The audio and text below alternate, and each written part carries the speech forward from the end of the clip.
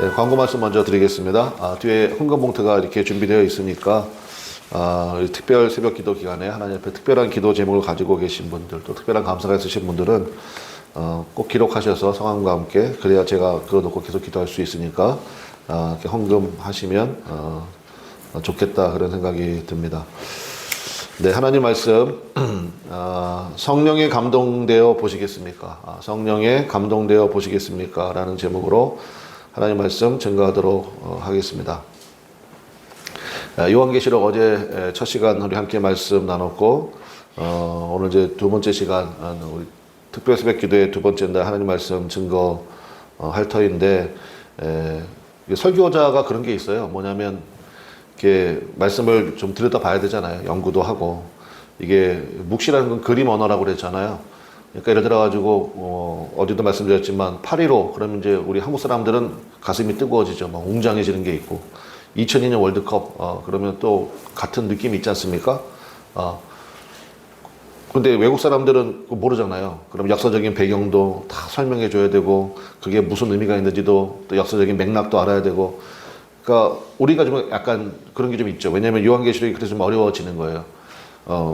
여러분이 창세기부터 요한계시록까지 그냥 말씀이 그냥 내 안에 풍성하면 뭐 빛난 주석 같고 이런 말씀들 딱 보는 순간 이게 다니엘의 이미지와 비슷하네? 뭐 이런 느낌도 팍 가질 수 있는데 그게 쉽지가 않잖아요.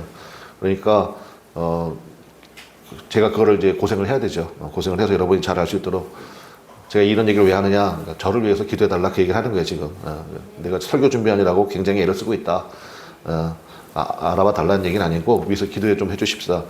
제가 이제 어제 말씀을 준비하는데, 너무 많은 거예요. 여러분에게 전하고 싶은 게. 근데 그 다 전하면 또 안 될 것 같거든? 시간이 또 제한적이잖아요. 그러니까 그 중에서 이제 몇 가지만 딱 선별해서 할 텐데, 저는 이제 새벽 예배에는 제 나름대로의 지조가 있습니다. 20분 이상 하지 않는다, 이런 지조가 있어가지고, 그래서 혹시라도 제가 길어지면 중간에 나가세요. 혹시 이제 가셔야 될 분들 있잖아. 출근하시거나 하신 분들은 그냥 중간에 나가시고, 어쨌든 제가 최대한 맞춰보고, 제가 오늘도 새벽에 3시 반에 와가지고 계속 이게 말씀 보고 묵상하고 하면서, 주님 다 할까요? 주님이 다 하지 말래. 다 하지 말고, 너도 힘들고 다 힘드니까 이제 좀 줄여서 해라. 좀 줄여봤는데, 모르겠습니다. 어떻게 될지. 아무튼 하는 데까지 좀 해보겠습니다. 첫 번째는 삼위일체 하나님께서 나에게 집중하고 나를 사랑하신다. 오늘 여러분 이거 꼭 붙들었으면 좋겠어요. 한번 따라 합시다. 하나님이 나를 엄청 사랑하신다. 여러분 그거 꼭 붙들면 좋겠습니다. 그래서 우리 4절과 5절에 보면, 4절의 중간쯤에 보세요. 이제도 계시고 전에도 계셨고 장차를 오실리. 이게 성부 하나님이에요. 그 다음에 그의 보좌 앞에 있는 7영. 이 7영 때문에 여기서 온갖 이단들이 다 나오거든요. 근데 그의 보좌 앞에 있는 7영. 그러니까 우리가 이게 연구를 해야 되는데, 제가 연구했다니까요. 이 7영은 성령님을 의미하는 거예요. 이사야서 11장 2절에 보면요. 여호와의 영, 뭐 지혜의 신, 모략의 신, 그 다음에 뭐 쭉 해서 7가지 나와요. 그러니까 유대인들은 이게 요한계시록은 예수님을 믿는 사람들을 대상으로 했고, 특별히 유대인들이 또 있고 하잖아요. 그러니까 7영 그러면 딱 알아듣는 거예요. 7영 그러면 누구를 얘기한다고요? 성령님. 그 다음에 5절에 또 충성된 증인으로 죽은 자들 가운데서 먼저 나시니. 누굽니까? 예수님. 그러니까 성부, 성자, 성령. 삼위일체 하나님께서 우리 가운데 어떤 일을 하시느냐? 5절 중간쯤에 보면요. 5절 끝부분에 보세요. 은혜와 평강이 너희에게 있기를 원하노라. 우리를 첫 번째 뭐 하셨대요? 사랑하셨고, 그 다음에 6절 보겠습니다. 사랑하사 그의 피로 우리 죄에서 우리를 두 번째 뭐 하셨죠? 해방하시고, 6절 중간쯤에 보니까 그의 아버지 하나님을 위하여 우리를 나라와 제사장으로 삼으셨다. 여러분 성경에 그 세 군데 표시하시면 참 좋아요. 사랑하셔, 그 다음에 해방하시고 삼으셨다. 근데 이게 시제가 조금 의미가 있는데, 제가 좀 빨리 하죠. 천천히 할게요. 제가 굉장히 시간에 쫓겨가지고 천천히 할게요. 뭐 하는 데까지 하면 되지 뭐. 그죠? 자, 그 사랑하사, 이건 현재형이에요. 헬라어 용법상 신약 성경이 헬라어로 쓰였잖아요. 현재형 썼다 그러면 계속 한다는 얘기예요. 계속. 그 다음에 해방하시고 삼으신 요거는 과거형입니다. 그래서 삼위일체 하나님께서 이거를 계획하셨다고요. 그래서 여러분을 모든 사망의 권세에서 죄에서 해방하셨고, 하나님의 자녀로 삼으셨고, 지금도 여러분을 사랑하고 계신다라는 것입니다. 삼위일체 하나님께서 이거를 여러분 아멘 하시기를 바랍니다. 요즘 소아시아에 있는 7교회에 편지를 보낸 거라고 그랬잖아요. 근데 그 교회 상황이 지금 참 어려워요. 고난이 있고 핍박이 있고 진짜 눈물이 있고 이런 상황이라고요. 그런데 이 말씀을 통해서 첫 번째 사도 요한이 그 교회에 주는 메시지가 뭐냐면 너희들이 당하고 있는 고난이 죄의 결과가 아니다라는 것을 천명해 주고 있는 거예요. 그러니까 우리 특별히 여러분들, 그러니까 교회에 나오셔서 특별히 새벽에 나와서 하신 여러분들의 마음은 제가 다 다른 모르지만 조금 알잖아요. 다 착하신 분들이야. 선하신 분들이야. 그래서 집안에 무슨 일이 있거나 뭐 어떤 일이 벌어지라 그러면은 여러분들은 전부 다 남 탓해요, 내 탓해요. 그래요, 다 착하다니까 여러분들은. 다 내 탓하고 그래, 내가 좀 더 기도했어야 되는데, 내가 그때 하나님 옆에 좀 더 뭐 했어야 되는데, 여러분 그 생각 이제 벗어버리세요. 벗어버리시라고. 그게 어렵고 힘들고 고난과 핍박 가운데 일지라도 그게 여러분 죄의 결과가 아니라는 거예요. 그래서 여러분 고난의 때에 있을 때 하나님의 사랑을 의심하지 마라. 그러니까 이 7교회잖아요. 소아시아에 있는 7교회 성도들이요. 삼위일체 하나님께서 여러분을 지금도 너무나 사랑하고 계십니다. 왜 아멘을 안 해? 빨리 아멘 해야지. 자, 사랑하고 계십니다. 그 다음에 여러분을 해방하셨고 하나님의 자녀로 삼아주셨습니다. 그러니까 염려하지 말라 그 얘기예요. 그래서 그 얘기를 한 번 더 확인 도장을 찍는 게 그게 8절이거든요. 8절 보시면 주 하나님이 이르시되 나는 그 다음 뭐라고 되어 있습니까? 알파와 오메가라. 이제도 있었고 전에도 있었고 장차 올 자여 전능한 자라 하시니라. 알파 오메가 많이 들어보셨죠? 알파가 뭐예요? 처음. 오메가는요? 마지막. 이게 알파가 이제 헬라어 알파벳 순서예요. 그 A, B, C, D 있잖아요. 그러니까 첫 글자가 알파고 맨 마지막 글자가 오메가예요. 그래서 내가 처음이고 마지막이다. 그 얘기입니다. 그게 무슨 얘기냐? 내가 너 끝까지 책임진다. 그 얘기예요. 예를 들어서 여러분이 어떤 집을 살려고 계획 중이야. 근데 그 집 계약서 같은 거 써보시잖아요. 이 집 사겠습니다. 그럼 계약금 내죠. 근데 계약금을 냈는데 마음이 변했어. 이 집 안 살래요. 계약은 이미 했거든. 근데 이 집 안 살래요 하면 뭐를 포기하게 됩니까? 계약금 포기해야 되거든. 그죠? 계약금 그거 안 돌려줘요. 근데 예를 들어서 10억짜리 집을 사기로 내가 했어. 그래서 내가 계약금을 9억을 냈어. 그러면 그 집을 사겠다는 거야, 안 사겠다는 거야? 무조건 사겠다는 거지. 누가 9억을 포기합니까? 그렇잖아요. 그때는 무조건 사겠다는 얘기예요. 이게 바로 그 얘기예요. 내가 알파와 오메가다. 그리고 나서 나는 너희들처럼 조병 섞게 하지 않아. 아침에 이만 먹었다가 저녁에 또 이렇게 했다가 어제 이야기하고 오늘 이야기하고 다르고 나는 트럼프 같지 않다. 그 얘기를 하는 거예요. 그래서 나는 전능한 자다. 내 말은 변하지 않는다. 내가 너 끝까지 책임진다. 여러분 믿습니까? 그 사실은 그래서 요한계시록은요 소망의 책이라고요. 읽으면요, 이야 그렇구나.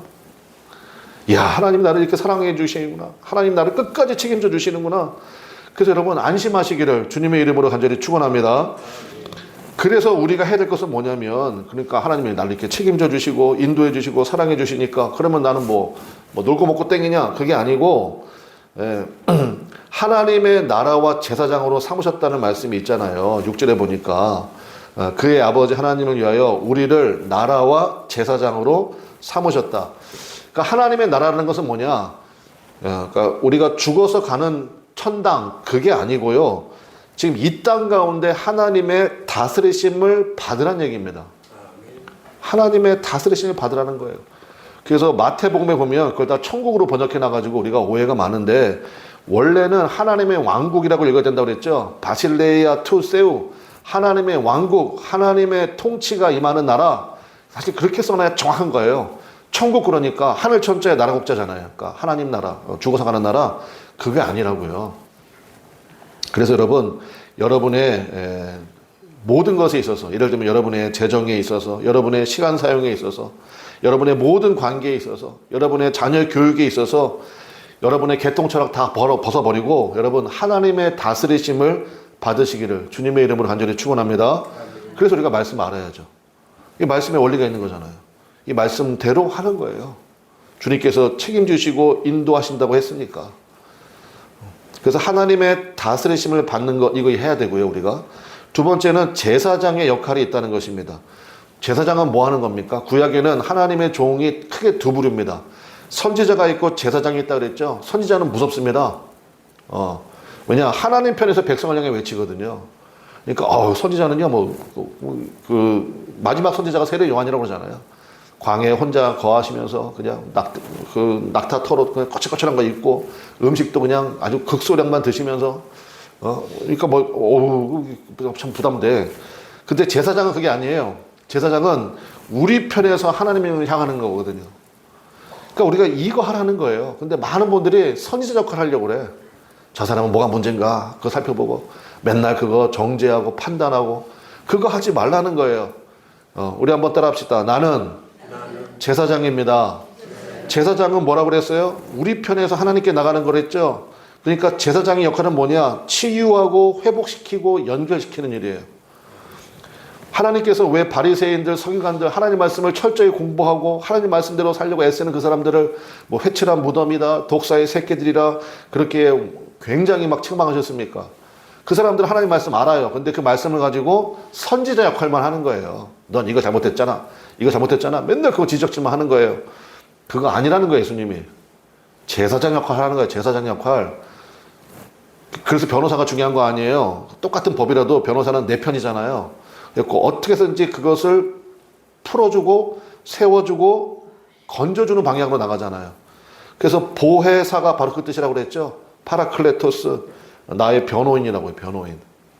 그래서 여러분 하나님의 통치를 받음과 동시에 하나님의 통치를 받기 위해서 하나님의 말씀을 사랑하시기를 바랍니다. 말씀을 이제 많이 묵상하시고 읽으셔야 돼요. 그 말씀을 알았어. 우리 교회는 뭐 설교 이렇게 적는 분도 많이 있잖아요. 그 적어서 뭐 할 거예요? 그거? 여러분 나중에 가서 설교할 거예요? 할 수도 있겠지. 근데 내가 말씀에 은혜를 받았잖아요. 그럼 그거 가지고 무조건 살리는 방향으로 적용을 해야 돼요. 자녀가 됐든 남편이 됐든 아내가 됐든 누가 됐든 간에 이 말씀을 가지고 어떻게 저 사람을 살릴까? 그게 제사장의 역할이라는 것입니다. 두 번째는 오늘 9절과 10절인데 성령의 감동 안에 있는 요한의 모습을 볼 수가 있습니다. 지금 요한이 밤모섬에 와 있거든요. 여기 여행 온 거 아닙니다. 지금 유배에 와 있다고요. 그러니까 굉장히 힘들고 어려운 상황이에요. 나이도 거의 90이 넘으신 분인데 그러니까 얼마나 힘들겠어요. 근데 9절과 10절 한번 봅시다. 9절 한번 같이 읽어보겠습니다. 시작. 나 요한은 너희 형제요 예수의 환난과 나라와 참음에 동참하는 자라. 하나님의 말씀과 예수를 증언하였으므로 말미암아 밤모라 하는 섬에 있었더니. 자, 거기에 환난과 나라와 참음 이 단어가 굉장히 중요하고 이게 요한계시록의 사실은 3대 주제다 이렇게 말할 수 있을 정도입니다. 환난과 그다음에 나라는 지금 설명드렸으니까 환난과 참음이 인내잖아요. 그러니까 환난이 있을 때 하나님의 통치를 받는 사람은 반응을 어떻게 하느냐? 그걸 견딘다고요. 하나님은 우리에게 가장 좋은 것만 주십니다. 믿습니까? 그러니까 그걸 믿어버리는 거예요. 그러니까 그럼 내가 여기서 어떻게 반응할까만 생각하는 거예요. 제일 잘못된 반응은 맨날 원인 분석하는 거예요. 이건 뭐 누구 때문이야? 내가 그때 뭐 이것들 했기 때문이야? 그러지 마시라고요. 그렇게 원인 따지면요. 이 자리에 온전한 사람이 없어요. 그러니까 환난이 있습니다. 근데 나는 하나님의 다스리심을 받고 하나님의 통치를 받기를 원합니다. 그럼 하나님 여기서 내가 해야 될 것이 무엇입니까? 요 인내가 그 믿음과 동의하라고 그랬잖아요. 그 인내는 곧 믿음이거든요. 믿음은 곧 인내고 야고보서 1장 2절과 4절 말씀에 보니까 환난을 우리에게 주신대요. 근데 사랑하는 자녀들에게 주신다고 그러면서 환난을 통해서 결국 우리에게 뭘 말씀하시느냐? 내 속사람의 용량이 달라진다는 거예요. 그래서 우리에게 환난을 주신다는 거예요. 그러니까 여러분, 그래서 제가 믿음은 반응의 모습입니다. 제가 그 말씀을 계속 드리는 이유가 바로 그거죠. 반응을 잘해야 됩니다. 그래야 주님과의 관계가 더 깊어지고. 그러니까 이것만 생각하시면 돼요. 목사님 어떻게 하는 게 반응을 잘하는 거예요? 어떤 상황에서든지 예수님을 더 집중할 수 있는 방향으로만 결정하시면 돼요. 예수님과의 관계가 더 깊어지는 방향으로만. 그러니까 만약에 너무 예를 들어 봅시다. 재정적으로 너무 어려워. 자녀가 막 속을 뒤집어놔. 그거 굉장히 힘들잖아요. 환난이 있잖아. 그럼 그거 가지고 다 기도의 땔감으로 사용해버리는 거예요. 주님밖에 없습니다. 도울 자 주님밖에 없습니다. 내 자식이 아니라 사실은 하나님의 자녀 아닙니까? 하나님이 책임져 주시고 그러면서 한나의 눈물의 기도를 간구할 수도 있고 그런 식으로 무조건이에요. 이걸 가지고 환난 가운데 있을 때 거봐 다 필요 없어. 송충이는 솔잎을 먹어야 되는데 나는 주일 예배 정도가 딱 알맞은 사람이야. 내가 무슨 새벽 기도를 한다고 이렇게 설치나? 이러니까 괜히 하루 종일 어지럽고 힘들고 그러지 마시고 무조건 예수님을 의지하고 예수님을 바라보는 방향으로 나가시라고요. 그럴 때 하나님의 귀하고 놀라운 은혜를 만나게 될 줄로 믿습니다. 그러한 역사를 꼭 붙들고 나가라고요. 예, 시간 다 됐네. 기도합시다. 내일 하면 되지 뭐. 내일에. 내일 합시다. 한 가지만 볼게요. 한 가지만. 환난과 나라와 참음. 그 다음에 그 밑에 보니까 이 반모섬에 있는데 주의 날에 내가 성령에 감동되어 이 말씀이 있잖아요. 성경에 공식적으로 나오는 주의 날이에요. 그전에는 안식 후 첫날 이렇게 나왔는데 The Lord's Day. 여기서 우리가 주일이라는 말이 나온 거예요. 주의 날에 반모섬에 유비다와 있는데 지금 요한이 어떻게 되고 있대요? 내가 성령에 감동되어 있다는 거예요. 이러면 마귀가 할 게 없어요. 환난을 줬는데 이 사람이 더욱더 주님의 성령에 감동돼요. 원문의 의미는 뭐냐면 성령 안에서 예배하고 있다 이렇게 돼 있어요. 감동받았습니다. 그게 뭐냐면 여러분이 오늘 직장에 있든 어디에 있든 정말 힘들고 어려운 상황 가운데 있다 할지라도 내가 성령에 감동되어 있는 그 은혜가 있으시기를 주님의 이름으로 간절히 축원합니다. 기도합시다. 우리 주여 한번 부르고 하나님 삼위일체 하나님께서 나를 이렇게 사랑해 주시고 그리고 우리에게 원하신 것은 딱 하나님의 나라와 제사장으로 살아가기를 원하시는 그 은혜. 그래서 오늘 성령의 감동 안에 거할 수 있도록 나의 심령을 붙잡아 주옵소서. 여러분 믿음의 담대함을 가지시고 주 앞에 기도하시기 바랍니다. 주님께서 반드시 여러분의 기도에 놀랍도록 역사하시고 이끌어 가실 줄로 믿습니다. 하나님은 지금 여러분 도울 준비를 하고 계시거든요. 그러니까 여러분이 하나님 앞에 기도만 하시면 돼요. 간절히. 우리 그 믿음 가지고 주 앞에 간절히 기도합시다. 다 같이 주여 한번 부르고 간절히 기도하겠습니다. 주여 하나님 아버지 역사하셔서 인도하셔서 주님의 뜻을 쫓아가게 하시고 주의 말씀을 쫓아가게 하여 주옵소서.